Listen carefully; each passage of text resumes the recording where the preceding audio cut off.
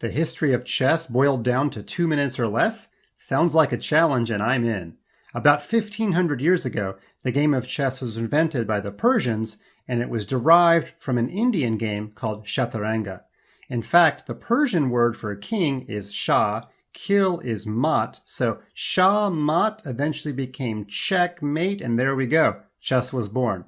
Now, from Persia, the Arabs took the game to the Middle East and then to North Africa, where Moorish people brought it to southern Europe, probably to France around the year 1000, and eventually from Europe, like everything, it made its way to America many years later.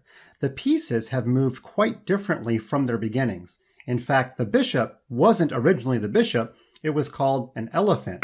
And actually, it was quite a weak piece. It could only move exactly 2 squares diagonally, not as far as it wanted to. However, it could jump over other pieces. So on move number 1, this bishop could go to d3. Of course, my computer doesn't understand life 1000 years ago and doesn't allow that.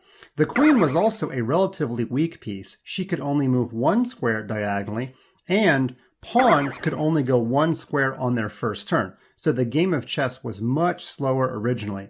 We also didn't have things like castling, and sometimes when there was a stalemate, they actually declared one player the winner.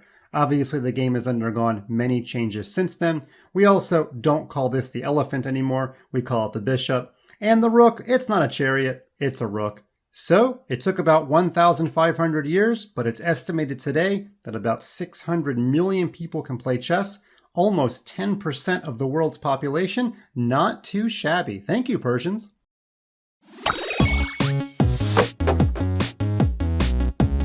Welcome to my world. Time to attack! A knight on the rim is grim. Are you sure you know what you're doing?